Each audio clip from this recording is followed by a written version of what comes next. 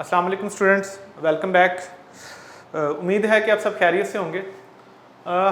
आज हम chapter number 4 पढ़ने जा रहे हैं। ई-कैट के लिए जो चैप्टर नंबर 4 है वो बहुत बहुत बहुत इम्पोर्टेंट चैप्टर है। इस तरह से इम्पोर्टेंट चैप्टर है कि एक पेपर में इस चैप्टर में से 5 क्वेश्चन तक भी आए हुए हैं, सिर्फ एक चैप्टर में से। बहुत आसान क्वेश्चन भी आए हुए हैं, मुश्किल भी हैं, आसान भी हैं। तो तकरीबन जब से यूईटी का टेस्ट हो रहा है तब से अब तक हर पेपर में इस चैप्टर में से 2, 3, 4, 5 क्वेश्चन तक भी रिपोर्ट हुए हैं। हम आज ये चैप्टर नंबर 4 पढ़ेंगे और फील इजी कि ये चैप्टर आपके लिए बड़ा इजी साबित होगा।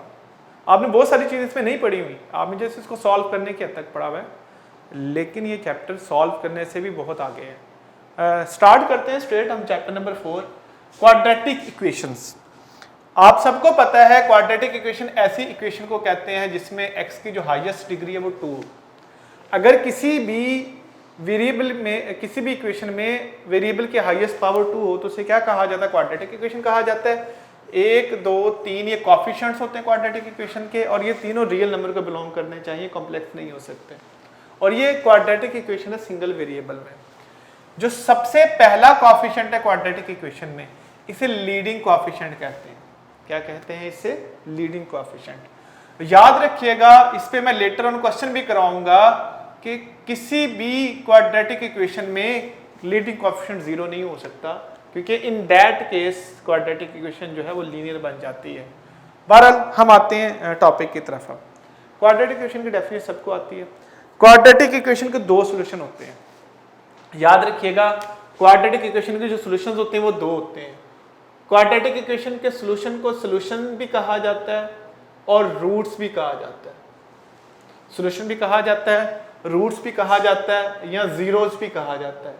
किसी भी क्वाड्रेटिक इक्वेशन के जो आंसर होते हैं, उसको सॉल्व करने के जो एक्स की वैल्यूज आती हैं, उन्हें सॉल्यूशन भी कहते हैं, रूट्स भी कहते हैं और जीरोस भी कहते हैं। ठीक है, अब आपकी बुक में जो सॉल्यूशन बेस्ड एक्सरसाइज है वो ये वाली हैं, 1, 2, 3, 4, 5, 6 एक्सरसाइजेज जो है वो सॉल्यूशन बेस्ड है, और 6 की 6 एक्सरसाइजेज को सॉल्व करने का ट्रिक इंतहाई इजी है। ये 6 एक्सरसाइजेज आप सिर्फ एक टेक्निक सीख लें, बैक सॉल्व, तो 6 की 6 एक्सरसाइजेज आपको आ जाएंगे, कोई मसला नहीं है। इसके बाद हम remaining rest of the exercises पढ़ेंगे। पहला क्वेश्चन मैं स्टार्ट ही एक यूईटी के क्वेश्चन से कर रहा हूँ। यूईटी के टेस्ट में 2016 में ई-कैट में ये वाला क्वेश्चन आया था, which one is a valid root of this equation जो गिवन है। देखें, किसी भी क्वाड्रेटिक इक्वेशन का अगर आपने सॉल्यूशन बताना है या रूट बताना है या आंसर्स बताने हैं, तो आपने क्या करना है? आपने बैक सॉल्व करना है। बैक सॉल्व का मतलब है कि जो आपके पास ऑप्शंस गिवन है वो ऑप्शंस आपने प्लग इन करनी है क्वेश्चन में। एक्स की जगह पर जो भी ऑप्शन वैल्यू से यहाँ पे पुट करना है, जिस ऑप्शन में दोनों साइड इक्वल आ गई वही आपका आंसर होगा। फॉर एग्जाम्पल मैं -1 को ट्राई करता हूँ। देखें, मैं अब -1 ऑप्शन चेक कर रहा हूँ। मैंने कहा आपने क्वेश्चन को सॉल्व नहीं करना, आपने उसे बैक सॉल्व करना है। -8 इंटू -1 -5 इंटू -1 + 6, आप ये वाली वैल्यू पुट करने जा रहे हो इसका सोल्यूशन बताने के लिए। -8 + 5 प्लस, आपने जस्ट देखना दोनों साइडों का आंसर इक्वल आता। देखें ये 0 बन रहा है, 0 = 0, इसका मतलब है -1 इसका सोल्यूशन है। लेकिन बोथ ऑफ दिस की ऑप्शन है तो हमें सेकंड भी चेक करनी पड़ेगी। 3 × 3 का cube -8 × 3 square -5 × 3 + 6 = 0।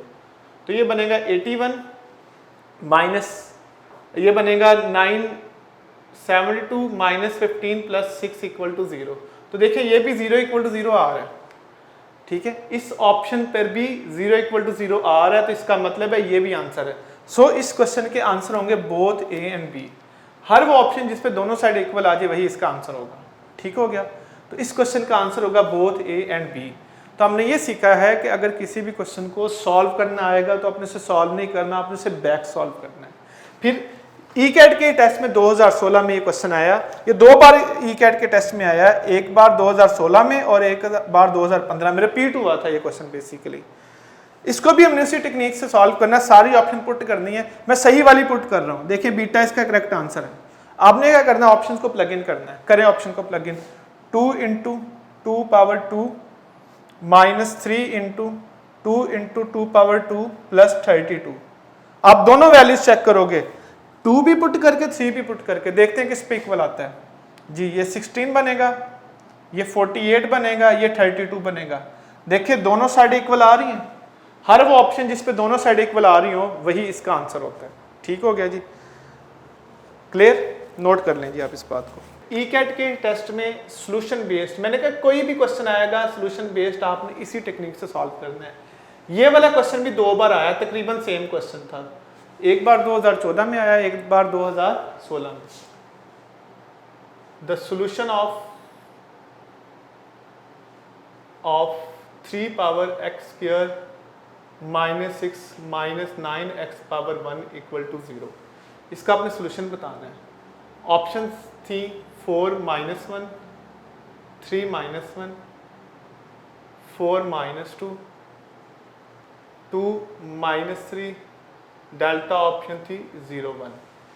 Again solution based question है, आपने इसको सॉल्व करना है, आंसर्स बताने हैं किस पे दोनों सेटिस्फाई हो रही हैं। तो वंस अगेन आपने इसको बैक सॉल्व करना है। कैसे बैक सॉल्व करेंगे? अगेन मैंने कहा वैल्यू प्लग इन करके देखनी। मैं सही ऑप्शन की तरफ जा रहा हूँ, देखें ये वाली बीटा ऑप्शन इसमें पुट करके देखें, -9 × 4 + 1 = 0। ठीक है, तो ये क्या बन जाएगा? 10 - 9 पावर 5 = 0। इसको आप 3 पावर 10, इसको भी तो 3 पावर 10 लिख सकते हैं ना। अगर 3 स्क्वायर × 5 कर दें तो मुझे बताएं 3 पावर 10 - 3 पावर 10 = 0। तो वंस अगेन 0 = 0 आ रहा है, तो इसका मतलब है यही आंसर होगा। दूसरे ऑप्शन में भी सेटिस्फाई हो रहा है। तो आज के बाद जब भी मैं कोई भी सॉल्यूशन वाला क्वेश्चन लिखूंगा, आपने उसे बैक सॉल्व करना है। कैसे बैक सॉल्व करना है? ऑप्शंस को क्वेश्चन में पुट करना है, जिस ऑप्शन पर दोनों साइड इक्वल आ जाए वही आपका करेक्ट आंसर होगा। फिर ईकैट के टेस्ट में ही 2016 में इसी टॉपिक में से क्वेश्चन आया, द वैलिड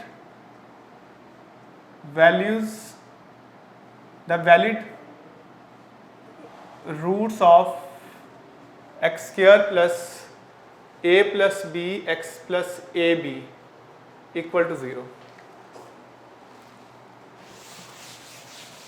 आर। आपने वैलिड रूट्स बताने हैं। तो ऑप्शन थी x = a, x = b, x = -a, x = b। C option थी x = -a, x = -b। Delta option था x = -a, x = +b। ठीक है जी, ये 4 ऑप्शन थी। ईकैट के टेस्ट में 2016 में 5 क्वेश्चन आए थे, 5 के 5 बैक सॉल्व करने वाले थे। 5 के 5 में ऑप्शन पुट, इसमें भी सारी ऑप्शन पुट करके देख लें। वंस अगेन आप इसे बैक सॉल्व करेंगे तो आंसर सी आएगा।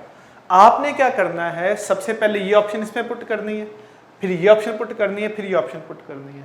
जिस ऑप्शन पर दोनों साइड इक्वल आ गई वही आंसर होगा। देखिए सी ऑप्शन पुट करके देखें, पहले ए पुट करके देखें, +a + b × -a + ab। x की जगह पर वैल्यूज पुट करके देखनी है, a² - a² -ab + ab। देखो ये कैंसिल हो रहा है, 0 = 0 आ रहा है, तो यही आपका करेक्ट आंसर होगा।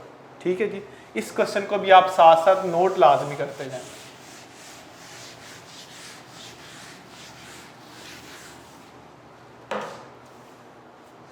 नेक्स्ट चलते हैं जी। फिर ईकैट के ही टेस्ट में 2014 में ये क्वेश्चन आया, if √ y + 7 + 2y + 5 = 6, then y = what? y की वैल्यू बतानी। ऑप्शन 2 थी, option 3, option 0, option 1। Once again आपने क्वेश्चन को बैक सॉल्व करना है। जब भी सॉल्यूशन पूछा होगा आपने करना क्या है, ऑप्शंस को पुट कर देना है क्वेश्चन में। जैसे आप अल्फा ऑप्शन पुट करके देखें, क्या बनेगा? 2 + 7, क्या बनेगा? 4 + 5 = 6। ये भी 3, ये भी 3। देखो दोनों साइडें इक्वल आ गई, 6 = 6। जिस ऑप्शन पर दोनों साइडें इक्वल आ जाए वही आपका आंसर होगा। इसको भी आप नोट कर लें इस क्वेश्चन को। देखिए स्टूडेंट्स, मैं बार बार एक बात बता रहा हूँ आप लोगों को कि सॉल्यूशन वाला कोई भी क्वेश्चन आएगा तो आपने उसे बैक सॉल्व करना है। जहाँ से मर्जी जैसा मर्जी क्वेश्चन आएगा आपने उसे बैक सॉल्व करना है। एक और क्वेश्चन करते हैं बैक सॉल्व। अभी देखिए मैंने आप लोगों को क्वेश्चन करवाया ई कैट के टेस्ट का 2016, 15, 14 के क्वेश्चन किए, सारे के सारे बैक सॉल्व हैं। 4.1 के क्वेश्चन भी है उसमें, 4.2 से भी हैं, 4.3 से भी हैं, इवन 4.9 और 8 एक्सरसाइज से भी क्वेश्चन आया। मैं लास्ट ईयर भी जो क्वेश्चन आया था वो 4.8 से था। 2018 में भी एक 4.8 एक्सरसाइज से क्वेश्चन आया, वो उसको हम सॉल्व करते हैं। यूँ क्वेश्चन आया, द पॉइंट ऑफ, ये यूईटी के टेस्ट में 2018 में क्वेश्चन आया था, intersection of x minus 2 square plus y minus 2 square equal to 4 and x square plus y square equal to 4 is. आपने इन दोनों का पॉइंट ऑफ इंटरसेक्शन बताना है।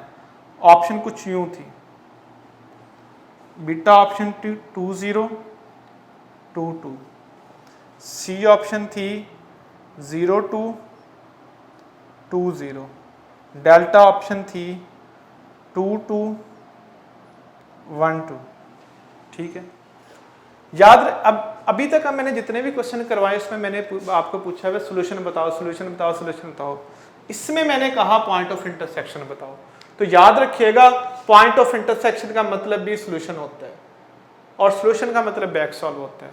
अगर आपसे पॉइंट ऑफ इंटरसेक्शन पूछा हो तो उसका मतलब फिर वंस अगेन सोल्यूशन ही होगा और सोल्यूशन का मतलब होगा आपने इसे बैक सॉल्व करना है। तो आप इसे कर सकते हैं इजीली बैक सॉल्व। क्या करेंगे, एक्स वाई की जगह पर सारी ऑप्शन पुट करके देखेंगे दोनों इक्वेशन में। जैसे मैं सी ऑप्शन करेक्ट है, मैं सी को इसमें पुट करता हूँ। देखें ये एक्स की वैल्यू है, ये वाई की वैल्यू, पहले इसमें पुट करके देखें। 0 माइनस 2 स्क्वायर प्लस 2 माइनस 2 का स्क्वायर इक्वल टू 4। तो क्या बनेगा, ये 4 इक्वल टू 4 करेक्ट है। दूसरी इक्वेशन में भी पुट करके देखो, दोनों में आपने वैल्यू पुट करके देखनी है। 0 square plus 2 square equal to 4, तो देखो 4 इक्वल टू 4 आ रहा है, तो यही आंसर है। ठीक है, तो सी इस क्वेश्चन का करेक्ट आंसर होगा। मैंने कहा कोई भी क्वेश्चन आएगा तो आपने उसे बैक सॉल्व ही करना है। इसी तरह ई कैट के टेस्ट में 2014 में क्वेश्चन आया, if 8 power x minus 2 divided by 2 power x 32 4 power x by 2, then आपने x की वैल्यू बतानी है। वंस अगेन मैंने आपको बताया 2 power x minus 3 8 power negative x। Once again मैंने आपको बताया कोई भी क्वेश्चन आएगा तो आपने उसे हमेशा बैक सॉल्व करना है, लेकिन सम टाइम ऐसा क्वेश्चन हो सकता है कि बैक सॉल्व थोड़ा मुश्किल हो सकता है। बैक सॉल्व मुश्किल तब होता है जब ऑप्शन ज़्यादा मुश्किल हो। जैसे देखिए इसकी ऑप्शन में लिख रहा हूँ 8/5 minus 5/8, C option, delta option minus 8/5। मैंने आपको ये समझाया सोल्यूशन वाला कोई भी क्वेश्चन आएगा तो आपने उसे बैक सॉल्व करना है। बैक सॉल्व तब करना है जब ऑप्शन आसान हो। अब देखिए अभी तक जितने भी क्वेश्चन के ऑप्शन न्यूमेरिकल थी, फ्रैक्शन के बगैर थी, इसमें थोड़ा टफ हो जाएगा बैक सॉल्व करना। तो आप ऐसे क्वेश्चन को सॉल्व भी कर सकते हैं, आपके पास सारी टेक्निक्स होनी चाहिए। मुझे कोई इतराज़ नहीं, आप इसे बैक सॉल्व करना चाहिए, वो हो जाएगा, बैक सॉल्व भी हो जाएगा। मैं आपको ये बता रहा हूँ कि अगर ऑप्शंस आपको लगे फ्रैक्शन में या मुश्किल वाली तो फिर आप उसे सॉल्व कर लें, वो ज़्यादा ईजी पड़ेगा। जैसे मैं इस क्वेश्चन को सॉल्व करता हूँ, 2 power x minus 3 divided by 2 power 3, 8 को 2 पावर 3 लिखा जा सकता है ना, इसको आप 2 पावर 5 लिख लो, इसको भी 2 पावर 2 लिख लें। ठीक है, अब इसको ऊपर ले जाओ, आपको पता बेस सेम हो तो पावर्स ऐड हो जाती हैं। -3 + 3x, ये 2 2 से कैंसिल हो जाएगा, यहाँ पर भी पावर्स क्या हो जाएंगी, ऐड हो जाएंगे। बेस सेम है, कैंसिल कर दें। 4x minus 3 equal to 5 minus x, एक तरफ ले जाएं, 5x इक्वल टू 8, तो x की वैल्यू क्या आ जाएगी 8/5। इस क्वेश्चन का आंसर क्या होगा, a 8/5।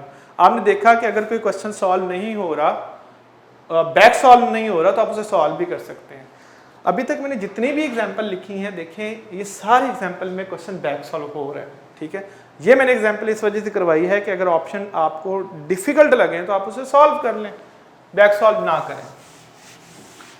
उसके बाद देखें हमने ये देखा कि 4.1 का क्वेश्चन आ जाए, 4.2 का आ जाए, सोल्यूशन वाला 4.3 का आ जाए, 4.8 का आ जाए, 4.9 का आ जाए, 4.10 का आ जाए, तो वो भी बैक सॉल्व करना है। मैं 4.10 के क्वेश्चन भी कुछ करवाता हूँ, वो भी बैक सॉल्व होने हैं। देखें the sum of a number, अगर ये यूईटी के लिए बड़ा इंपॉर्टेंट क्वेश्चन है जी, ये न्यूमेरिकल फॉर्म वाला क्वेश्चन भी आ सकता है। The sum of a number and its reciprocal is 17/4, then number is, option है जी 1/4, 3/4, 4, डेल्टा ऑप्शन है बोथ ए एंड सी। देखें जी अगर आपके पास क्वेश्चन आता है जी सेम इसी तरह का वर्डिंग की फॉर्म में लिखा हुआ है, वर्ड प्रॉब्लम जो है, तब भी क्वेश्चन आपका बैक सॉल्व होगा। करना क्या है, अगर आपके पास वर्ड प्रॉब्लम आता है चैप्टर 4 में से तो आपने इसे बैक सॉल्व करना है। कैसे करना है, जो बात क्वेश्चन में कही गई है ना वो ऑप्शन में करनी है आपने, आंसर आ जाएगा। क्वेश्चन में क्या कहा हुआ है, सम करो किसका, नंबर का और इसके रेसिप्रोकल का, तो सारी ऑप्शन के साथ ये कर लें, आपके पास करेक्ट आंसर आ जाएगा। देखें क्या करना है आपने, याद रखिएगा सम करना है। क्या करना है बच्चों, आप लोगों ने सम करना है। किसका सम करना है, ऑप्शन का और इसके रेसिप्रोकल का। ये पहली ऑप्शन है, इसका रेसिप्रोकल 4 है, तो इसका सम कर लें। 17/4 आ रहा है तो ये भी आंसर है इसका। देखें 3/4 का रेसिप्रोकल करें 4/3, एलसीएम ले लें 12, तो क्या बनेगा 9 + 16। 17/4 नहीं आ रहा तो ये आंसर नहीं है। सी ऑप्शन देखें 4, इसका रेसिप्रोकल कर लो। मैंने कहा जो ऑप्शन में कहा गया वो करके दिखाना है, तो इसका आंसर भी 17/4 आ रहा है, तो इसका मतलब है देखिए सम हमें 17/4 चाहिए था। किसका सम 17/4 चाहिए था, नंबर और उसके रेसिप्रोकल का। तो मैंने ऑप्शन का उसके रेसिप्रोकल का, ऑप्शन का उसके रेसिप्रोकल का सम ले लिया, दोनों का 17/4 आ रहा, तो ये 17/4 ही आपका करेक्ट आंसर होगा। नोट करते जाएं आप लोग साथ साथ।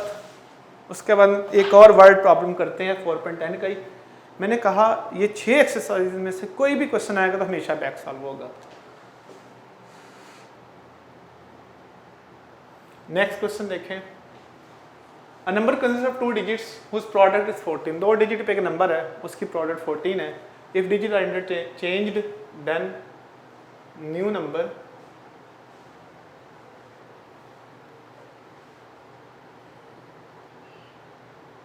exceeds original by 45, then number, आपने नंबर बताना है। ऑप्शन है जी 45, ऑप्शन है 72, ऑप्शन है 27, ऑप्शन है जी 14, 36। हाँ जी देखें ये प्रॉपर वर्ड प्रॉब्लम है 4.10 का, लेकिन ये क्वेश्चन चंद सेकंड में आप लोग सॉल्व कर सकते हैं। शॉर्टकट बताता हूँ। नंबर कंसिस्ट ऑफ 2 डिजिट जिनकी प्रोडक्ट 14 है। पहले देखें इन दोनों के प्रोडक्ट 14 है, ये तो ऑप्शन नहीं है। इन दोनों की प्रोडक्ट भी 14 नहीं, ये भी ऑप्शन में। इन दोनों में से कोई एक ऑप्शन, कोई एक ऑप्शन है। बड़ा आसान काम है। आसान काम क्या है, देखें एक्सीड का मतलब क्या होता है, प्लस।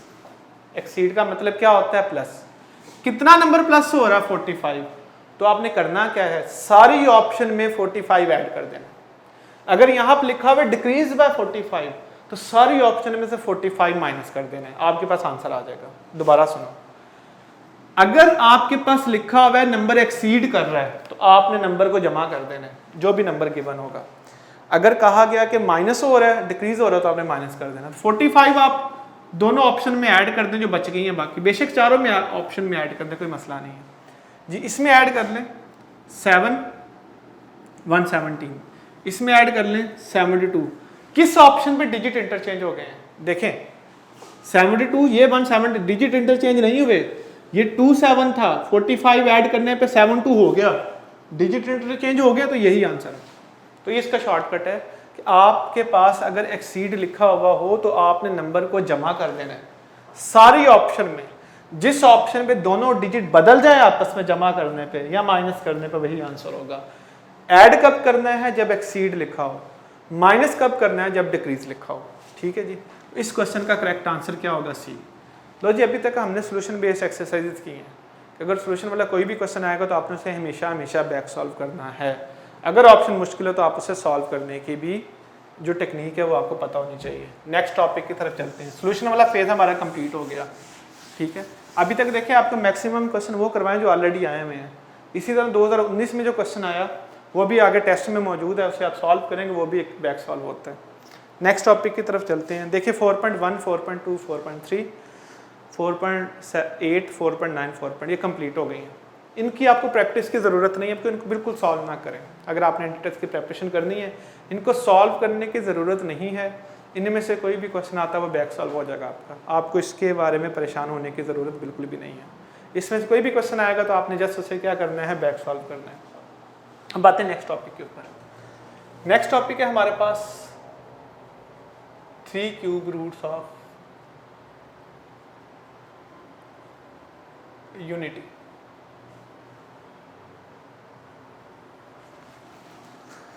यूनिटी का मतलब होता है 1, क्यूब रूट का मतलब होता है 1/3।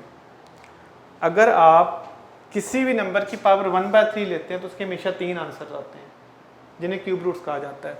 अगर आप 1 की पावर 1/3 लेंगे तो उसके भी 3 आंसर्स आएंगे, जिनको क्यूब रूट्स कहते हैं। देखते हैं जी, 1 के यूनिटी के क्यूब रूट 3 होते हैं, 1 ओमेगा ओमेगा स्क्वायर। ये बात याद कर लें, 1 के जो टोटल क्यूब रूट्स होते हैं वो 3 होते हैं। कौन कौन से होते हैं? 1 ओमेगा एंड ओमेगा स्क्वायर। सबसे पहले आप ये बात अच्छी तरह से याद कर लोगे कि 1 के 3 क्यूब रूट्स होते हैं। कौन कौन से होते हैं? 1 ओमेगा एंड ओमेगा स्क्वायर।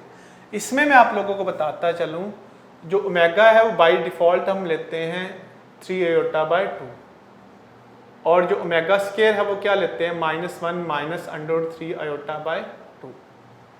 ठीक है, और ये आते कैसे हैं? अगर आप इस इक्वेशन को सॉल्व करें, याद रखिएगा इससे रिलेटेड मैंने आगे क्वेश्चन करवाना है। इस इक्वेशन को आप सॉल्व कर लें। कैसे सॉल्व करेंगे? x³ - 1³ = 0, x - 1 into x² plus x plus 1 = 0, x - 1 = 0, x² plus x plus 1 = 0। यहाँ से x की वैल्यू 1 आएगी। जब इसको सॉल्व करेंगे 2 आंसर्स आएंगे, एक ये वाला आंसर आएगा और एक आंसर ये वाला आएगा। तो एक्चुअली इन्हीं 2 आंसर्स को, एक को हम ओमेगा कहते हैं और एक को क्या कहते हैं? Omega square. याद रखिएगा, ओमेगा और ओमेगा स्क्वायर इस इक्वेशन को सॉल्व करने से आते हैं, ये याद कर लें। ओमेगा -1 प्लस √3 होता है, ये -1 माइनस √3 होता है। ये इस इक्वेशन की सोल्यूशन होते हैं। ये बात याद रखिएगा, आगे जाके यूज होगा। जो ओमेगा और ओमेगा स्क्वायर हैं वो दोनों ही इस इक्वेशन के सोल्यूशन हैं जो मैंने लिखी है, x² plus x plus 1। Any हो, ये बात आप एक सप्लीमेंट्री, इसको याद रखिएगा, आगे जाके काम आएगी। 1 के टोटल क्यूब रूट होते हैं 3। जो पहला रूट होता है ये रियल रूट होता है। ये जो 2 रूट्स होते हैं ये कॉम्प्लेक्स होते हैं, इमेजिनरी रूट्स होते हैं, जिसमें आयोटा होता है। तो 1 के टोटल क्यूब रूट 3 होते हैं, एक रियल होता है और 2 रूट क्या होते हैं? इमेजिनरी होते हैं। नंबर 1, कुछ हम प्रॉपर्टीज़ हैं वो याद करेंगे इन क्यूब रूट से रिलेटेड, जिन प्रॉपर्टीज़ की बेस पे हम आगे जाकर क्वेश्चन करेंगे। नंबर 1, इन तीनों क्यूब रूट्स का जो सम है ना जी, 1 plus omega plus omega square, तीनों क्यूब रूट्स का सम 0 होता है। नंबर 2, प्रोडक्ट,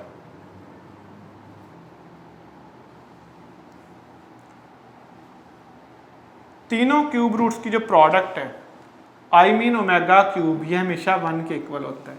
तो ये बात याद रखिएगा, sum of cube roots of unity क्या होता है? 0।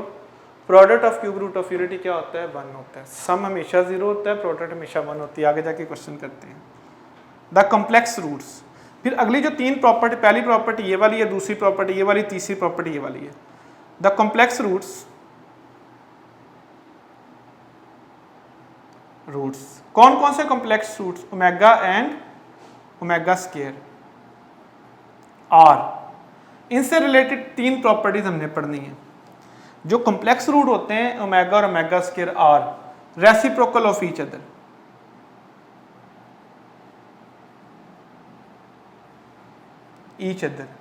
ये दोनों एक दूसरे के रेसिप्रोकल होते हैं। क्या मतलब है? ओमेगा जो होता है 1 ओवर ओमेगा स्क्वायर के इक्वल होता है और ओमेगा स्क्वायर किसके इक्वल होता है? 1 ओवर ओमेगा के। ये बात याद रखिएगा। जो कॉम्प्लेक्स रूट होते हैं वो एक दूसरे के रेसिप्रोकल होते हैं, एक दूसरे के मल्टीप्लिकेटिव इनवर्स होते हैं। दूसरी प्रॉपर्टी, जो कॉम्प्लेक्स रूट होते हैं एक दूसरे के स्क्वायर होते हैं, स्क्वायर ऑफ ईच अदर। क्या मतलब है? ओमेगा का स्क्वायर करेंगे तो ओमेगा आ जाएगा, ओमेगा स्क्वायर आ जाएगा, ओमेगा स्क्वायर का स्क्वायर करेंगे तो ओमेगा आ जाएगा। ठीक हो गया? दोनों रूट एक दूसरे के स्क्वायर होते हैं। तीसरी प्रॉपर्टी, दोनों कॉम्प्लेक्स रूट्स, ये जो मैं आखिरी 3 सब प्रॉपर्टीज लिखवाई हैं, ये तीनों प्रॉपर्टीज सिर्फ कॉम्प्लेक्स रूट्स के लिए हैं। कॉम्प्लेक्स रूट्स एक दूसरे के रेसिप्रोकल होते हैं, कॉम्प्लेक्स रूट्स एक दूसरे के स्क्वायर होते हैं, कॉम्प्लेक्स रूट्स एक दूसरे के कॉन्जुगेट होते हैं। कॉन्जुगेट का मतलब क्या है? ओमेगा का कॉन्जुगेट करेंगे ओमेगा स्क्वायर आ जाएगा, ओमेगा स्क्वायर का कॉन्जुगेट करेंगे तो ओमेगा आ जाएगा। दोबारा इस बात को मैं बोलता हूँ, कॉम्प्लेक्स रूट एक दूसरे के रेसिप्रोकल होते हैं, कॉम्प्लेक्स रूट्स एक दूसरे के स्क्वायर होते हैं, कॉम्प्लेक्स रूट्स एक दूसरे के कॉन्जुगेट होते हैं। ठीक है जी, ये प्रॉपर्टी याद रख लें। इन प्रॉपर्टी से रिलेटेड हम क्वेश्चन करने लगे हैं जी, नोट कर लें आप इसको। पहला क्वेश्चन करते हैं क्यूब रूट से रिलेटेड। अभी हमने पढ़ा है 3 क्यूब रूट ऑफ यूनिटी। हमने पढ़ा क्यूब रूट का यूनिटी का मतलब 1 के क्यूब रूट का सम 0 होता है। लेकिन अगर क्वेश्चन आ जाए कि आप 8 के क्यूब रूट का सम बताएं, sum of cube roots of unity 8, तो याद रखिएगा बच्चों किसी भी नंबर के क्यूब रूट का सम हमेशा 0 होता है। जो मर्जी नंबर हो, sum of cube root of unity हमेशा क्या होता है? 0 होता है। Product of cube root of unity 1, हमेशा उसका क्या होता है? 1 होता है। नहीं तो इसका आंसर क्या होगा? 0। किसी भी नंबर के क्यूब रूट्स का जो सम है वो हमेशा 0 होता है। अगर प्रोडक्ट आ जाए, product of 3 cube roots of 27 is -27 की प्रोडक्ट बतानी है। 1 होगी, 27 होगी, -27 होगी या 0 होगी। मैंने आपको बताया किसी भी नंबर के क्यूब रूट का सम हमेशा 0 होता है, प्रोडक्ट हमेशा 1 होती है। ठीक है, यूनिटी के किसी भी नंबर के क्यूब रूट का सम हमेशा क्या होना है? 0 होना है। प्रोडक्ट क्या होती है? किसी भी नंबर के क्यूब रूट की जो प्रोडक्ट है वो हमेशा वही नंबर होता है, इटसेल्फ होता है। किसी भी नंबर के क्यूब रूट की प्रोडक्ट नंबर इटसेल्फ होता है। यहाँ पे मैं कुछ आपको नंबर बता देता हूँ कि आप किसी भी नंबर के क्यूब रूट का सम, उसके क्यूब रूट्स, उसकी प्रोडक्ट बता सकते हैं। 3 क्यूब रूट्स,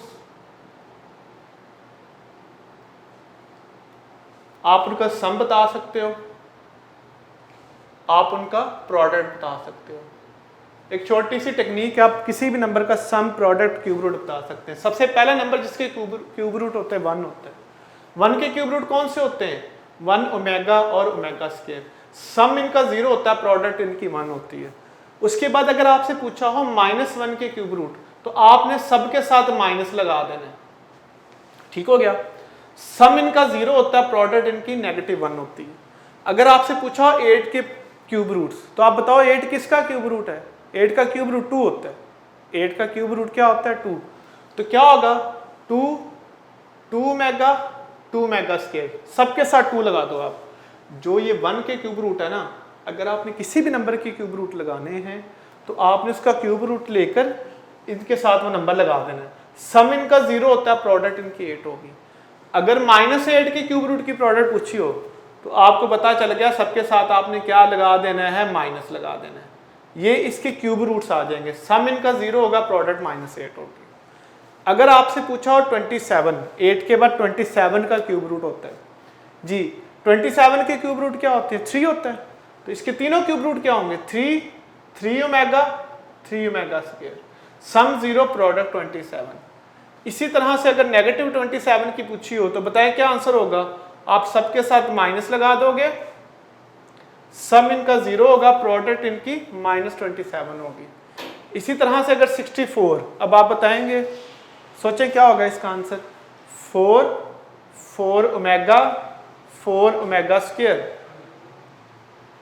सम इनका 0 होगा, प्रोडक्ट इनके 64 होगी। आगे आपने इनके लिख लेने हैं कुछ और भी। तो किसी भी नंबर के क्यूब रूट का सम 0 होता है, प्रोडक्ट इनकी क्या होती है, वही नंबर होती है। उसके बाद इसी टॉपिक से रिलेटेड कुछ और क्वेश्चन करते हैं जी। अभी आपको बताया कि ओमेगा क्यूब जो होता है किसके इक्वल होता है, 1 के। ओमेगा क्यूब किसके इक्वल होता है, 1 के। अच्छा, अगर आपसे पूछा ओमेगा 6 तो वो भी 1 के इक्वल होगा। अगर आपसे पूछा हो ओमेगा 9 तो वो भी किसके इक्वल होगा, 1 के। अगर आपसे पूछा हो ओमेगा -9 तो वो भी किसके इक्वल होगा, 1 के। अगर आपसे पूछा हो ओमेगा -12 वो भी किसके इक्वल होगा, 1 के। ओमेगा की हर वो पावर जो 3 का मल्टीपल हो हमेशा किसके इक्वल होगा, 1 के। यहाँ से बात लिख लें, अगर ओमेगा की कोई भी पावर आ जाए वो 3 का मल्टीपल हो तो उसका आंसर हमेशा किसके इक्वल होता है, 1 के। के जो है वो कोई भी इंटीजर होता है। जब भी मैं लिखूं k बिलोंग्स टू z तो इसका मतलब है k में भी पॉजिटिव, k में भी नेगेटिव। ठीक हो गया। किसी भी नंबर का ओमेगा की कोई भी पावर ले लें जो 3 का मल्टीपल है तो उसका आंसर हमेशा किसके इक्वल होता है, 1 के। आप जल्दी से इसको नोट करते जाएं साथ साथ। नेक्स्ट चलते हैं जी। अभी हम ओमेगा की पावर्स पढ़ रहे हैं। देखिए, अगर आपके पास क्वेश्चन ये आ जाता है ओमेगा पावर 28, इसका आंसर बताओ, तो आप क्या आंसर दोगे, ओमेगा स्क्वायर 1 डेल्टा या नन ऑफ दीज। अभी मैंने आपको बताया कि अगर ओमेगा की पावर 3 का मल्टीपल हो तो उसका आंसर 1 है। अगर 3 का मल्टीपल ना हो फिर क्या करना है। फिर एक शॉर्टकट बता रहा हूँ आपको, आपने ओमेगा की जो भी पावर होगी उसको 3 पे डिवाइड कर देना है। ओमेगा की कोई भी पावर होगी तो किस पे डिवाइड करना है आपने, 3 पे। 28 को आप 3 से डिवाइड करें, इसको आप 3 से डिवाइड कर लो, बताया रिमाइंडर कितना आया, 1। उससे आपने ओमेगा की पावर में लिख देना तो वही आंसर होगा। तो ओमेगा की पावर को सॉल्व करने का शॉर्टकट ये है कि ओमेगा की जो भी पावर होगी उसे आपने 3 पे डिवाइड करना है, जो रिमाइंडर आएगा वही आपका आंसर होगा। ओमेगा की किसी भी पावर को सॉल्व करने के लिए आपने उसे 3 पे डिवाइड करना है, जो रिमाइंडर आएगा वही आपका क्या होगा, आंसर होगा। इसी तरह से अगर आपके पास क्वेश्चन आ जाता है जी ओमेगा पावर -35, माइनस में पावर आ जाती है, फिर क्या करना है आपने, फिर क्या टेक्निक होगी सॉल्व करने की, फिर भी टेक्निक वही होगी जो मैंने आपको समझा दी है। ओमेगा पावर -35, आपने माइनस को वैसे रहने देना है, उसको नहीं छेड़ना। पावर को आपने डिवाइड करना है किससे, 3 से। बताएं रिमाइंडर क्या आएगा आपके पास, 3 से डिवाइड कर लें आप इसे, 33। तो बताएं रिमाइंडर क्या आएगा इसका, 2 रिमाइंडर आएगा। रिमाइंडर क्या आएगा, 2। तो इसकी पावर क्या, आंसर क्या होगा, ओमेगा -2। तो अब आप इसका आंसर सोच रहे होंगे नन ऑफ दीज, वो नहीं है। ओमेगा -2 का मतलब होता है 1/2। मैं फिर बता रहा हूँ, अगर नेगेटिव पावर आ जाए तो आपने नेगेटिव को वैसे रहने देना है। जस्ट क्या करना है आपने, इसको किस पे डिवाइड करना है, 3 पे। जो रिमाइंडर आएगा वही आंसर होगा। और 1/ओमेगा² मैंने बताया किसके इक्वल होता है, ओमेगा के। 1/ओमेगा² किसके इक्वल होता है, ओमेगा के। तो इसका आंसर वंस अगेन क्या होगा, ओमेगा होगा। फिर यूईटी के टेस्ट में 2006-07 में क्वेश्चन ऐसे आया है, -1 + √3 आयोटा पावर 2 होल पावर 8। ठीक है, ऑप्शन थी -1 + √3 आयोटा पावर 2, ऑप्शन बी है -1 - 3 होल पावर 2, सी ऑप्शन थी 1, डेल्टा ऑप्शन थी नन ऑफ दीज। शाबाश, सॉल्व करें हैं जरा ये क्वेश्चन, आप क्या इसका आंसर निकालते हैं।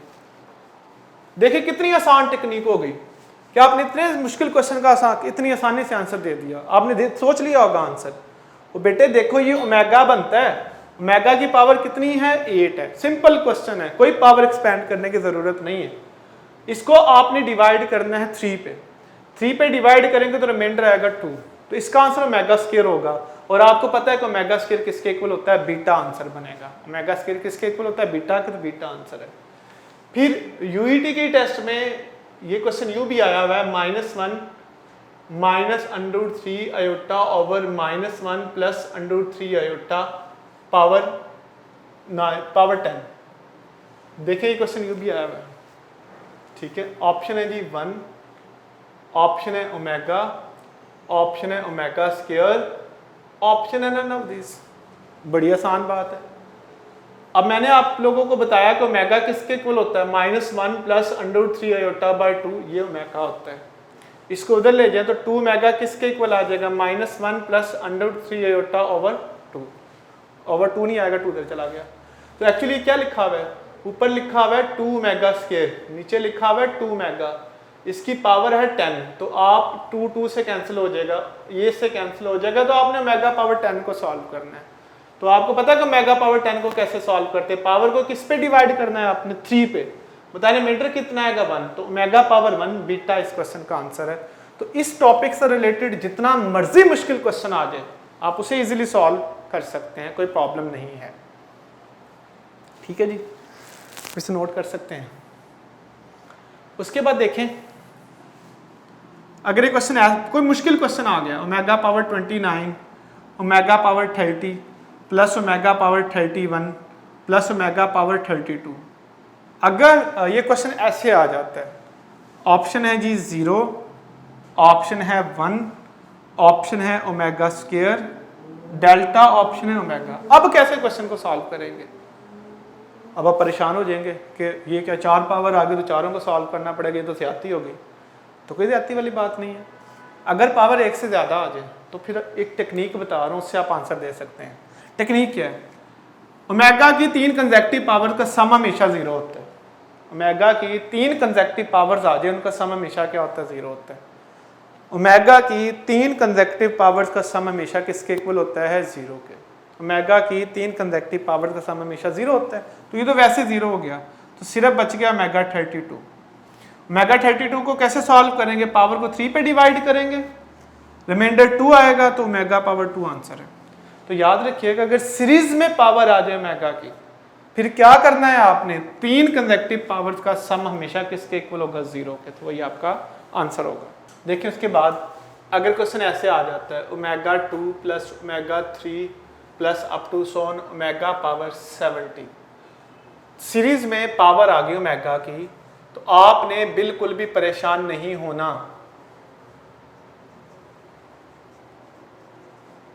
आप तब भी इस क्वेश्चन का आंसर इजीली निकाल सकते, सॉल्व कर सकते, कोई मसला नहीं है। देखिए मैंने अभी क्या बताया आपको कि 3 कंसेक्टिव पावर्स का सम 0 होता है। देखिए क्या लिखा हुआ है, omega power 1 plus omega power 2 plus omega power 3 up to so on, up to omega power 69 plus omega power 70। देखो ये 3 कंसेक्टिव पावर्स हैं, इनका सम क्या होगा, 0। अगली 3 कंसेक्टिव पावर 69 तक 3 कंसेक्टिव पावर्स बनती जाएंगी, तीनों का सम क्या हो जाएगा, 0। तो एंड पर आपके पास बच जाएगा ओमेगा 70 सिर्फ। तो ओमेगा 70 को कैसे सॉल्व करना है, आपने इसकी पावर को डिवाइड करना 3 पे, तो रिमाइंडर कितना आएगा, 1। रिमाइंडर लिखना है, तो इसका आंसर होगा ओमेगा। वो तो ऑप्शन में नहीं है, तो फिर क्या आंसर देंगे आप, नन ऑफ दीज, जो कि नहीं होगा। अब सोचेंगे क्यों नहीं होगा, हमने ये भी तो पढ़ा ना, ओमेगा किसके इक्वल होता है, 1 ओवर ओमेगा स्क्वायर के। तो अगर ओमेगा ऑप्शन नहीं है तो 1 over omega square could be the option. उसके बाद हम नेक्स्ट टॉपिक पढ़ते हैं 4 फोर्थ रूट्स ऑफ यूनिटी। अभी आपने 3 क्यूब रूट्स पढ़ा, अब हम पढ़ते हैं फोर्थ रूट्स। 1 के जो फोर्थ रूट्स होते हैं ना वो ये होते हैं, iota minus iota. 4 fourth root होते हैं 1 के, आयोटा 1 -1 आयोटा माइनस आयोटा। ये आसान है, कोई मुश्किल बात नहीं है। इन तीनों का सम, चारों का सम हमेशा 0 होता है। हाँ, प्रोडक्ट इनकी -1 होती है। याद रखिएगा क्यूब रूट्स का सम हमेशा 0 होता है। जितने भी कोई भी नंबर ले लें उसके क्यूब रूट का सम हमेशा क्या होगा, 0 होगा। अगर आपसे फोर्थ रूट का सम पूछा वो भी 0 होगा, फिफ्थ रूट का सम पूछा जाए वो भी 0 होगा। किसी भी नंबर के जो फोर्थ रूट है उनका सम हमेशा क्या 0 होता है, प्रोडक्ट -1 होती है। सम हमेशा 0 होता है, प्रोडक्ट हमेशा क्या होती है, -1। लेकिन अगर आपसे पूछा हो द प्रोडक्ट ऑफ, देखिए अभी तक हम चैप्टर 1 पढ़ा, 2 पढ़ा, 3, कोई एक टॉपिक हमने मिस नहीं किया। ये ऑनलाइन टीचिंग होती है। क्लास में बैठे हुए लेक्चर बहुत इंटरेक्टिव होता है, आप क्वेश्चन भी पूछ सकते हैं, आप टीचर आपको रिस्पॉन्ड भी कर रहा होता है।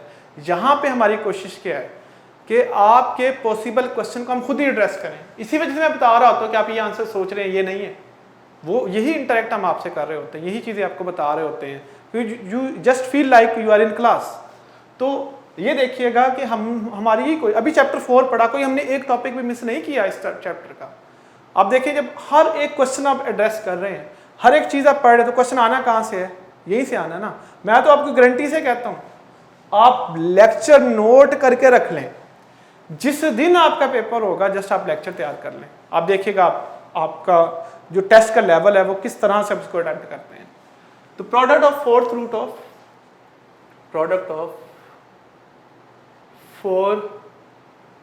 Fourth roots of 81 is product बतानी है। क्यों जी?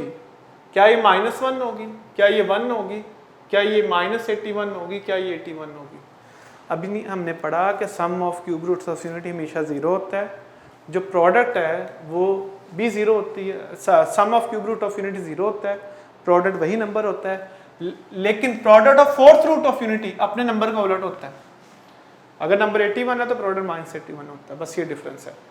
अगर नंबर 5 है तो प्रोडक्ट -5 होगी, नंबर 27 है तो प्रोडक्ट -27 होगी, नंबर 125 है तो प्रोडक्ट -125 होगी। तो product of fourth root unity क्या होता है? 1 होता है। नेक्स्ट टॉपिक की तरफ चलते हैं। इसके बाद हम नेक्स्ट टॉपिक पढ़ते हैं। अभी तक हमने सोल्यूशन पढ़ा, क्यूब रूट पढ़ा, हमने फोर्थ रूट पढ़ा। अब हम अगला टॉपिक डाल रहे रिमाइंडर एंड फैक्टर थ्योरम। ये बहुत बहुत बहुत इंपॉर्टेंट टॉपिक है यूनिटी के लिए। काफ़ी दफ़ा इसमें से क्वेश्चन आया हुआ है, जैसे अभी मैंने आपके सामने 2 क्वेश्चन लिखे हैं। ये वाला क्वेश्चन यूनिटी के क्वेश्चन 2018 में आया है, ये वाला क्वेश्चन 2017 में आया है, और इससे पहले सालों में भी क्वेश्चन आए हुए हैं। बड़ा आसान है ये टॉपिक बहुत आसान है। देखिए एक पोलिनोमियल है, आपने x+1 को इससे डिवाइड करना, रिमाइंडर बताना, बहुत आसान है। तो कैसे आप बताते हैं? आप सबको ये टेक्निक आती है कि आप यहाँ से x की वैल्यू निकालते हो, -1 आती है। यहाँ से आपने क्या करना है, x की वैल्यू निकालनी है, उसे इसमें पुट कर देना, प्लस -1 क्यूब प्लस -1 स्क्वायर -1 + 1। तो देखो ये इससे कैंसिल, ये इससे कैंसिल, तो क्या बचेगा? 1 रिमाइंडर होगा। तो रिमाइंडर थ्योरम क्या कहता है कि अगर आपने किसी भी चीज़ का पॉलिनोमियल का रिमाइंडर बताना है तो आपने यहाँ से वैल्यू निकाल के यहाँ पे पुट कर देनी है, तो रिमाइंडर आ जाएगा। और आपको पता है कि अगर किसी भी क्वेश्चन में रिमाइंडर 0 हो जाए तो इसका मतलब वो फैक्टर है। अगर रिमाइंडर 0 हो जाए तो उसे क्या कहते हैं? वो इसका फैक्टर है। जैसे ये वाला क्वेश्चन देखिए, यूईटी क्वेश्चन 2017 में आया कि ये एक पॉलिनोमियल है, बताना है इसमें कौन सी बात ट्रू है।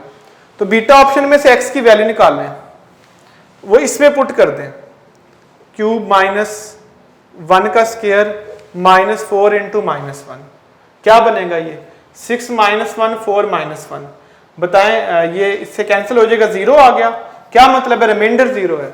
अगर रिमाइंडर 0 हो तो ये वाली चीज इसका फैक्टर होती है, तो ये फैक्टर थ्योरम होता है। आसान है, बिल्कुल आसान है। अगर आपने रिमाइंडर निकालना है तब भी वैल्यू पुट करनी है, फैक्टर बताना तब भी वैल्यू पुट करनी है। बट अगर फैक्टर बताना तो रिमाइंडर हमेशा 0 आएगा। अगर आपने फैक्टर बताना तो रिमाइंडर हमेशा क्या आएगा? 0। यहां तक आप नोट कर लें। रिमाइंडर और फैक्टर थ्योरम में से क्वेश्चन हमेशा ऐसे आता है। इसमें से सबसे मुश्किल क्वेश्चन जो है वो 2018 के पेपर में आया था। क्वेश्चन ये कि अगर ये वाली पॉलिनोमियल को डिवाइड करें इससे तो रिमाइंडर 3 आता है। तो डिवाइड कर लेते हैं। कैसे डिवाइड करते हैं? यहां से आप x की वैल्यू निकालते हो, इसमें पुट कर देते हो, 1/5 प्लस 1/3 प्लस b × 1/2 + 1 = 3, क्योंकि रिमाइंडर कितना आ रहा है? 3 आ रहा है। जब आपने 1 से डिवाइड किया तो रिमाइंडर 3 आया, तो 1 पुट कर दिया, तो क्या बनेगा? a + b = 1। ये पहली इक्वेशन बन गई आपके पास। उसके बाद कहता है आप इसे डिवाइड करो x+1 से, और अब की बार रिमाइंडर -2 आएगा। तो आप यहां से x की वैल्यू निकालें, -1 आएगी यहां से, इसे यहां पर पुट कर दें, -1/5 प्लस a × -1/3 प्लस b × -1/2 + 1 -2 के इक्वल होगा। -1 -a प्लस b + 1 = -2। तो देखो ये चीज इससे कैंसिल हो जाएगी, -a प्लस b -2 के इक्वल आ गया, सेकंड इक्वेशन बन जाएगी। दोनों को सॉल्व करेंगे तो आपके पास a b की वैल्यू आ जाएगी। इन दोनों को ऐड कर दें आप, a + b = 1 -a + b = -2, या बैक सॉल्व कर लें, 2b = -1। तो बताओ b की वैल्यू क्या आ जाएगी? -1/2। बस इसी से पता चल जाएगा कि b की वैल्यू कोई भी -1/2 नहीं है, तो इसका आंसर क्या होगा? नन ऑफ दीज होगा। b की वैल्यू -1/2 है, a की वैल्यू आप कैलकुलेट कर लें। तो ये रिमाइंडर फैक्टर थ्योरम है जी। इससे रिलेटेड क्वेश्चन बहुत आसान होगा, और खासकर अगर आप लोगों ने नस का टेस्ट देना है तो ये बता रहा हूं मैं आप लोगों को गारंटी से कि नस के टेस्ट में इस टॉपिक में से क्वेश्चन 100% आता है। नस के टेस्ट के लिए टॉपिक बहुत इंपॉर्टेंट है, यूईटी के टेस्ट में तो आए हुए हैं क्वेश्चन, वो मैंने आपको बता दिए हैं। उसके बाद हम पढ़ते हैं नेक्स्ट टॉपिक 4.6 एक्सरसाइज जो है टॉपिक है हमारे पास formation of equation by roots. I hope कि आपने नोट कर लिया होगा, मैं इसको मिटा रहा हूँ। देखिए अभी आपने पढ़ी quadratic equation ax² plus bx plus c equal to 0, ठीक हो गया। इस इक्वेशन के दो आंसर्स होते हैं जिन्हें रूट्स कहते हैं। अगर आपने इनके दोनों रूट्स का सम बताना है तो सम ऑफ रूट्स होगा sum of roots minus b over a। अगर फॉर एग्जांपल मैं इसके रूट्स का नाम रख देता हूं कि इसका रूट एक अल्फा दूसरा बीटा है। किसी भी क्वाड्रेटिक इक्वेशन के दो रूट्स होते हैं, एक अल्फा उसका नाम रख देते हैं, दूसरे का नाम क्या रख देते हैं बीटा। तो याद रखिएगा सम ऑफ रूट किसी भी इक्वेशन का माइनस b ओवर a होता है। और अगर आपसे प्रोडक्ट पूछी हो रूट्स तो वो b ओवर a होता है, a over c over a। किसी भी इक्वेशन का जो सम ऑफ रूट है वो माइनस b ओवर a होता है, जो प्रोडक्ट ऑफ रूट है वो क्या होता है c ओवर a होता है। फॉर एग्जांपल क्वेश्चन अगर ऐसे आ जाता है the sum of roots of equation x² minus 2x plus 4 equal to 0। इस इक्वेशन का सम ऑफ रूट बताना है तो ये बहुत आसान क्वेश्चन होगा आप लोगों के लिए। कैसे बताएंगे सम ऑफ रूट? अभी मैंने बताया जो सम ऑफ रूट है क्या होता है माइनस b ओवर a, तो b माइनस 2 है a 1 है, तो सम ऑफ रूट किसके इक्वल आ जाएगा 2 के, तो इसका आंसर क्या होगा a। बड़ा आसान सा टॉपिक है ये। याद रखिए किसी भी इक्वेशन का सम और अगर प्रोडक्ट सम ऑफ रूट निकालना तो माइनस b ओवर a है, अगर प्रोडक्ट ऑफ रूट निकालना तो वो क्या होता है c ओवर a। इसी तरह से अगर आपने डिफरेंस ऑफ रूट निकालना हो उसका भी फार्मूला नोट कर लें। डिफरेंस ऑफ रूट्स क्या हो जाएगा s² माइनस 4p।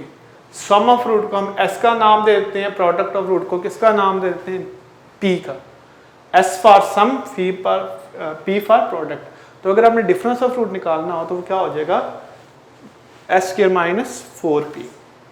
ठीक है जी। बहरहाल हमारा टॉपिक था formation of equation by roots. अगर आपको किसी इक्वेशन का सम पता हो s, किसी भी इक्वेशन का प्रोडक्ट पता हो रूट्स का p, तो आप इक्वेशन कैसे बनाते हो s² minus sx plus p equal to 0।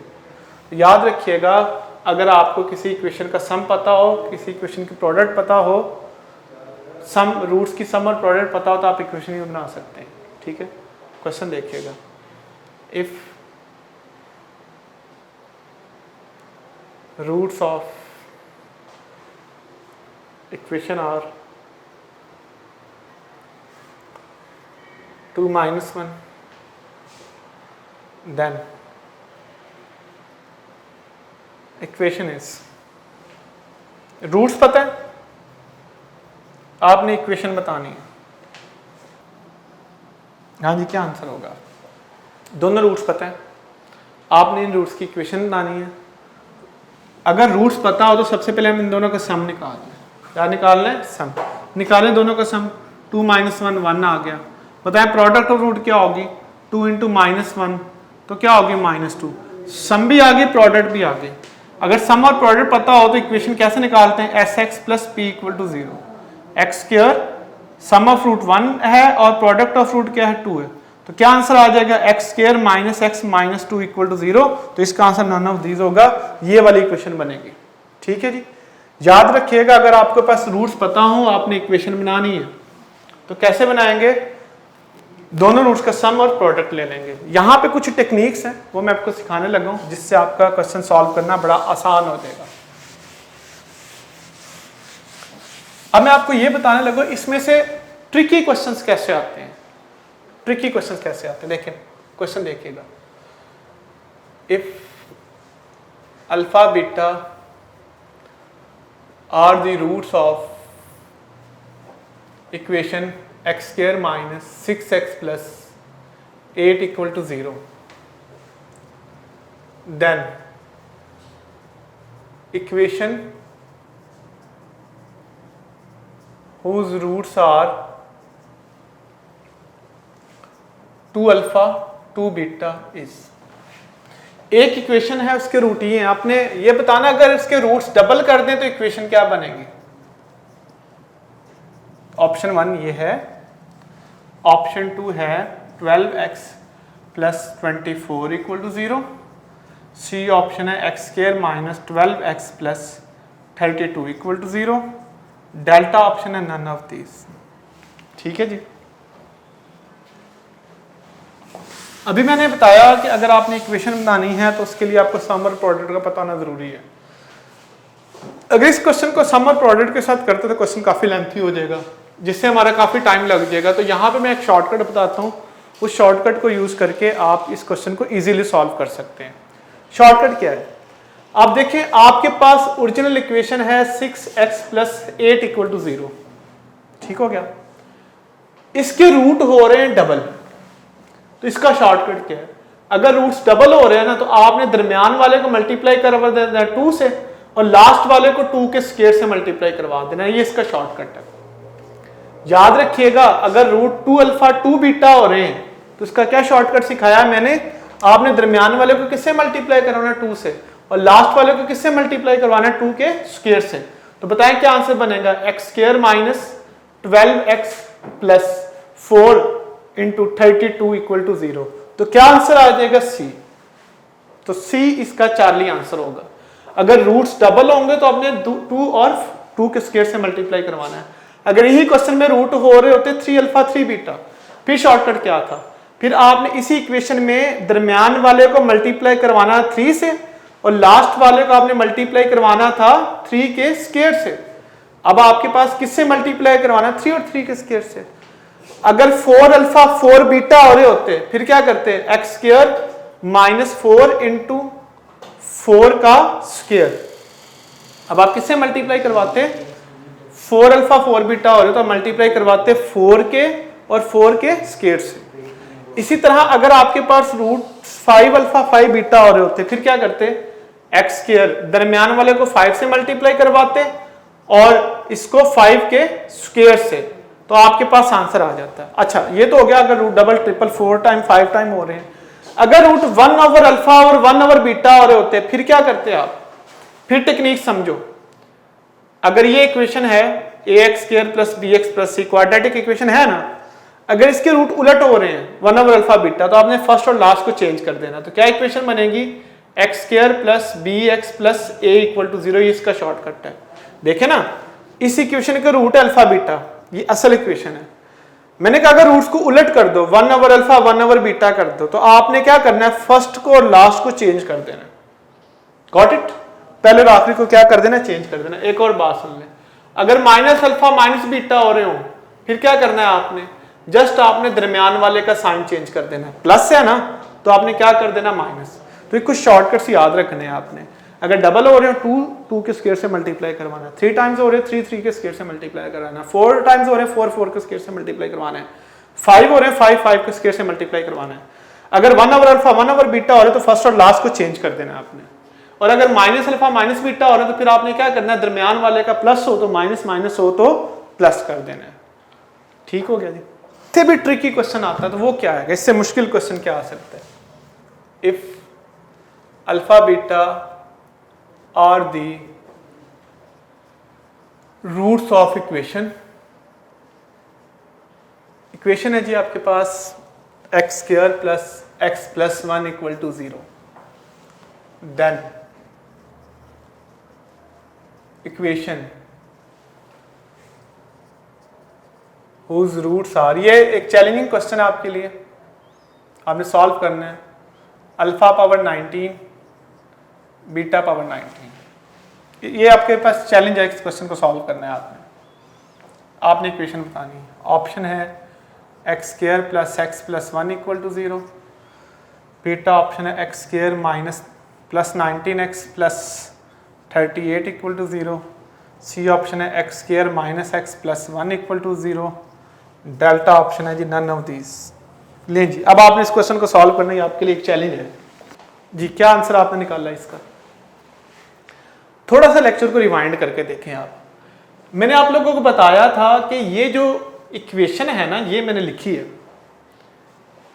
इसके रूट्स क्या होते हैं, इस पे सोचे आप आंसर तक पहुंच जाएंगे। एक्चुअली क्वेश्चन काफी मुश्किल है, लेकिन देखने में मुश्किल है, सॉल्व करने में बहुत आसान है। तो मैंने याद करें इसका ओमेगा और ओमेगा स्क्वायर नहीं बताया जिसके रूट्स। थोड़ा सा लेक्चर को रिमाइंड कर दे, मैंने कहा था मैं आगे जाके क्वेश्चन कराऊंगा। तो ये वाली जो इक्वेशन है उसके ये दो आंसर्स होते हैं, एक इसका आंसर ओमेगा होता है, दूसरा इसका आंसर क्या होता है, ओमेगा स्क्वायर होता है। तो एक्चुअली आपने क्या करना है, ओमेगा की पावर 19 लेनी है और ओमेगा स्क्वायर की पावर 19 लेनी, ये क्वेश्चन है, ये दो रूट्स हैं। तो इसकी इक्वेशन बनानी है, तो बना लेते हैं। ओमेगा 19 इंटू ओमेगा 38, इसको 3 पे डिवाइड करें तो ओमेगा बच जाएगा, इसको भी 3 पे डिवाइड करें ओमेगा स्क्वायर, एक्चुअली वही रूट्स आ जाएंगे दोबारा। तो क्या होगी इनकी इक्वेशन, जब रूट्स ओमेगा और ओमेगा स्क्वायर हो तो इनका सम ले लें, ओमेगा प्लस ओमेगा स्क्वायर -1 होगा, प्रोडक्ट ले लें, ओमेगा इंटू ओमेगा स्क्वायर 1 आ जाएगी। तो इक्वेशन क्या बनेगी, x square -1 x plus 1 equal to 0। तो ये तो वही इक्वेशन बन जाएगी। तो इसका आंसर क्या हो जाएगा, ए हो जाएगा। कैसा आसान सा क्वेश्चन था, देखने में नो डाउट मुश्किल है, लेकिन सॉल्व करने में क्वेश्चन बहुत ही आसान है। ठीक है, नोट कर लें आप इस बात को। उसके बाद मैं दो बड़े इंपॉर्टेंट रिजल्ट लिखवा रहा हूं आप लोगों को। आपको पता है कि ये क्वाड्रेटिक इक्वेशन होती है, a x square plus b x plus c equal to 0, ये क्वाड्रेटिक इक्वेशन है। इसके दो रूट्स होते हैं, एक अल्फा और एक अल्फा बीटा स्क्वायर। रूट्स, इसके जो रूट्स हैं are additive inverse of each other, inverse of each other if B0। अगर इसमें ये B0 हो जाए तो रूट्स एक दूसरे के एडिटिव इनवर्स होते हैं। ये क्वाड्रेटिक इक्वेशन है, इससे रिलेटेड दो बड़े इंपॉर्टेंट रिजल्ट बता रहा हूं मैं आप लोगों को, जो बहुत इंपॉर्टेंट है। इस इक्वेशन के जो रूट्स हैं क्वाड्रेटिक इक्वेशन के, एक दूसरे के एडिटिव इनवर्स होंगे अगर ये सेंटर वाला B0 हो जाएगा। समझ आई बात ये वाली? और इसके रूट्स एक दूसरे के रेसिप्रोकल होंगे। रेसिप्रोकल का मतलब बच्चों होता है मल्टीप्लिकेटिव इनवर्स। रेसिप्रोकल का मतलब क्या होता है, मल्टीप्लिकेटिव इनवर्स। रूट्स एक दूसरे के रेसिप्रोकल तब होंगे जब ए और सी इक्वल होंगे। रूट्स एक दूसरे के एडिटिव इनवर्स होंगे अगर B0 होगा। क्लियर? अगर ये पहला और लास्ट इक्वल है तो रूट्स रेसिप्रोकल है, उलट एक दूसरे के। अगर B0 है तो रूट्स एक दूसरे के मल्टीप्लिकेटिव इनवर्स है। क्वेश्चन देखिए इसमें से कैसे आता है, देखें। If roots of k -1 x का square -4 k -1 x plus 6 equal to 0 are additive inverse of each other, then आपने k की वैल्यू बतानी होगी। k इक्वल टू 1 होगा, k इक्वल टू -1 और 1 होगा, c equal to k equal to -1 होगा, delta option none of these होगी। Answer दे, और मैं 100% यकीन दिलाता हूं आप इसका आंसर गलत करेंगे। सॉल्व कर लें, आपको मैं 1 मिनट दे रहा हूं क्वेश्चन सॉल्व, बहुत आसान क्वेश्चन है। आप सॉल्व करेंगे, क्वेश्चन आपको समझ आ गया होगा, इसके बावजूद आंसर आप गलत करेंगे, ये एंटी टेस्ट होता है।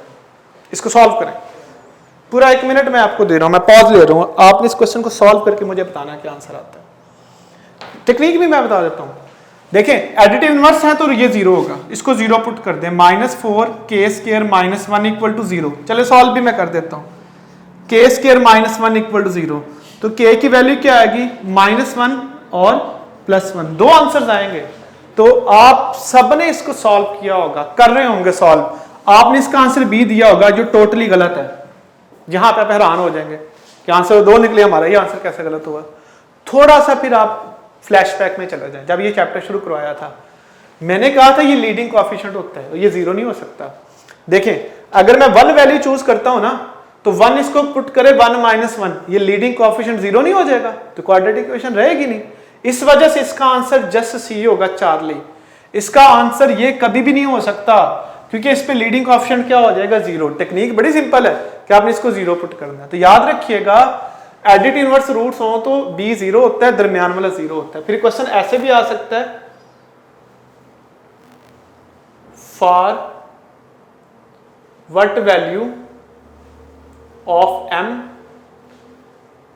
The roots of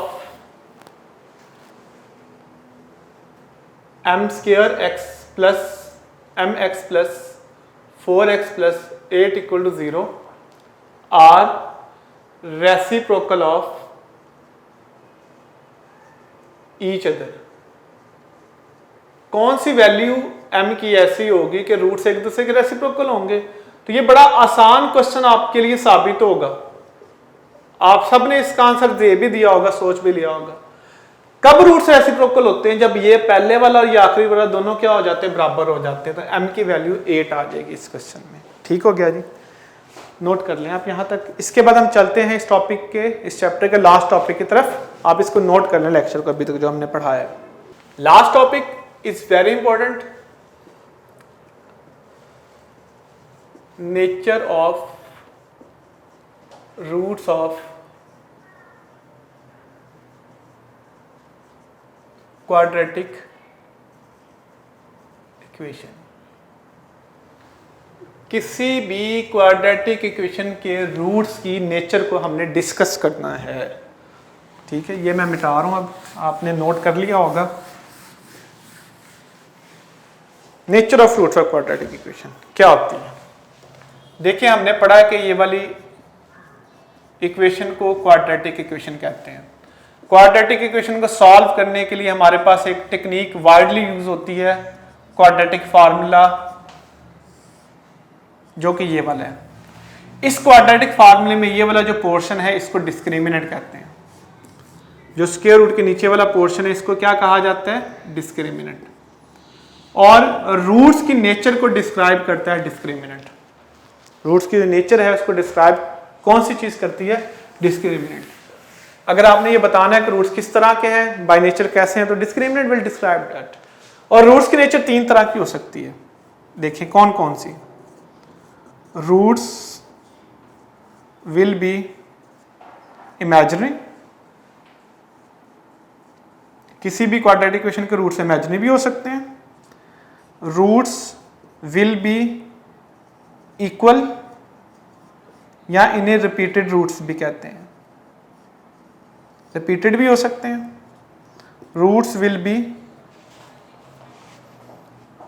real and distinct, roots real and distinct भी हो सकते हैं। और रूट्स रियल एंड इक्वल भी हो सकते हैं। तो ये 3 तरह की नेचर हो सकती है। रूट्स इमेजिनरी हो सकते हैं, रियल एंड इक्वल हो सकते हैं, रियल एंड डिस्टिंक्ट हो सकते हैं। इमेजिनरी रूट्स तब होंगे जब डिस्क्रिमिनेंट जो है वो नेगेटिव होगा। रूट्स इमेजिनरी तब होंगे जब डिस्क्रिमिनेंट क्या होगा, नेगेटिव होगा। नंबर 2, इक्वल तब होंगे जब डिस्क्रिमिनेंट 0 होगा। रियल एंड डिस्टिंक्ट तब होंगे जब डिस्क्रिमिनेंट जो होगा वो ग्रेटर देन 0 होगा। अच्छा जी, देखें अभी मैंने आपको पढ़ाया कि किसी भी क्वाड्रेटिक इक्वेशन के रूट्स 3 तरह के हो सकते हैं, रियल एंड डिस्टिंक्ट, इमेजिनरी और रियल एंड इक्वल। डिपेंड करता है डिस्क्रिमिनेंट। यहाँ पे मैं एक और चीज़ बताऊंगा, graph of quadratic equation. Quadratic equation में अगर उसको as a quadratic function, equation के बजाय मैं लिखता हूँ क्वाड्रेटिक फंक्शन, क्योंकि ग्राफ फंक्शंस का होता है। तो अगर एज अ फंक्शन लिखूंगा तो वो मैं यूं लिखूंगा। तो किसी भी क्वाड्रेटिक फंक्शन का जो ग्राफ होता है, याद रखिएगा, पैराबोला होता है। या वो अपवर्ड ओपन करेगा या वो क्या, डाउनवर्ड ओपन करेगा। किसी भी क्वाड्रेटिक फंक्शन का ग्राफ ए पे डिपेंड करता है जी। अगर ए पॉजिटिव हो तो अपवर्ड ओपन करेगा, अगर ए नेगेटिव हो तो डाउनवर्ड ओपन करेगा, लीडिंग कोएफिशिएंट पे डिपेंड करेगा। अब इससे रिलेटेड जो सबसे कंसेप्चुअल क्वेश्चन आया वो लम्स के टेस्ट में आया हुआ है। मैं आपको प्रैक्टिस के लिए करवा रहा हूँ, सबसे टफ क्वेश्चन, कि ये क्वाड्रेटिक फंक्शन है, इसका ग्राफ एक्स एक्सिस को कितनी दफा क्रॉस करता है। तो आप इसका आंसर कभी भी नहीं कर सकते जब तक आपको इसको ग्राफिकल इंटरप्रिटेशन नहीं पता होगी। ये बात तो पता चल गई कि क्वाड्रेटिक फंक्शन का ग्राफ जो होता है वो पैराबोला होता है। अब याद रखिएगा वो पैराबोला ऐसा हो सकता है कि वो एक्स एक्सिस को 2 पॉइंट पे कट करे, वो ऐसा भी हो सकता है कि एक्स एक्सिस को कट ही ना करे, वो ऐसा भी हो सकता है कि एक्स एक्सिस को सिर्फ एक पॉइंट पे कट करे। तो ये डिपेंड करता है रूट्स की नेचर पे। अगर रियल एंड डिस्टिंक्ट रूट होंगे, डिस्क्रिमिनेंट पॉजिटिव होगा तो पैराबोला एक्स एक्सिस को याद रखेगा 2 टाइम्स कट करेगा। अगर रूट्स इमेजिनरी होंगे, डिस्क्रिमिनेंट नेगेटिव होगा तो पैराबोला एक्स एक्सिस को कट ही नहीं करेगा। अगर आप यहां पे लिख लें 2 टाइम्स तब करेगा जब डिस्क्रिमिनेंट पॉजिटिव होगा, 0 टाइम तब करेगा जब डिस्क्रिमिनेंट नेगेटिव होगा, और 1 टाइम तब करेगा जब डिस्क्रिमिनेंट इक्वल टू 0 होगा। तो ये जो नेचर ऑफ रूट्स की ग्राफिकल इंटरप्रिटेशन है वो ये बनती है, अगर डिस्क्रिमिनेंट पॉजिटिव तो 2 दफा कट, अगर डिस्क्रिमिनेंट नेगेटिव तो 0 दफा कट, अगर डिस्क्रिमिनेंट 0 तो 1 दफा कट। तो याद रखिएगा, अगर आपके पास इससे पहले जो क्वेश्चन किए हमने उसमें यही पढ़ा है कि रूट्स की नेचर क्या है, किस तरह से हमने कैलकुलेट किया। अब देखिए अगर क्वेश्चन ये आ जाता है कि हाउ मेनी टाइम्स, कितनी दफा एक्स एक्सिस को क्रॉस करेगा, तो अब भी आपने डिस्क्रिमिनेंट निकालना है। डिस्क्रिमिनेंट निकालने के लिए आपने एबीसी की वैल्यू निकालनी है, A1 है, B1 है, C1 है। तो आप इसका डिस्क्रिमिनेंट निकाल लें, चेक करें क्या आता है। 1 स्क्वायर -4 इंटू 1 इंटू 1 तो -3। नेगेटिव आ रहा है, नेगेटिव डिस्क्रिमिनेंट आने का मतलब क्या है कि वो ग्राफ उसको कट ही नहीं कर रहा, तो 0 टाइम इसका आंसर है, डी इसका आंसर है। क्यों जी, समझ आ गई सारी बात। तो ये है जी आपके पास नेचर ऑफ रूट्स, डिस्क्रिमिनेंट क्या होता है, उसको कैसे कैलकुलेट करते हैं। ये 3 बातें इससे रिलेटेड याद रखनी है कि अगर डिस्क्रिमिनेंट रियल एंड डिस्टिंक्ट हो रूट्स तो डिस्क्रिमिनेंट पॉजिटिव होता है और 2 दफा ग्राफ कट करता है, अगर नेगेटिव हो तो इमेजिनरी रूट्स होते हैं, 0 टाइम कट करता है, अगर रूट्स रियल एंड इक्वल हो तो डिस्क्रिमिनेंट 0 होता है, उसको 1 दफा कट करता है। ये है जी हमारे पास चैप्टर नंबर 4। इसके बाद 4.8, 4.9, 10 उसका हम शॉर्टकट पहले ही पढ़ चुके हैं, उसको हमने पहले ही इस लेक्चर के पहले फेज में पढ़ लिया था। देखिए हमने चैप्टर 4 कंप्लीट स्टडी किया, कोई एक पॉइंट भी ऐसा नहीं है जो रहता है, शुरू से आ जाए। हमने पढ़ा solution 6.1, 6.2, 6.3, 6.7, 8, 6.9, 6.10, 4.4 cube roots of unity, 4.5 reminder factor theorem, 4.6 formation of equation, 4.7 nature of roots. हमने कंप्लीट चैप्टर को पढ़ा है। अब इसको प्रिपेयर करना आपका काम है, इसको आप तसल्ली से सारा लेक्चर नोट करें, क्वेश्चन सॉल्व करें, बुक्स आपके पास मौजूद हैं। उसके बाद इसका टेस्ट अपलोड होगा, तो इसके बाद इसका टेस्ट सॉल्व करेंगे, उसके बाद हम इस टेस्ट की जो है वो डिस्कशन करेंगे। That's all from today, thank you very much.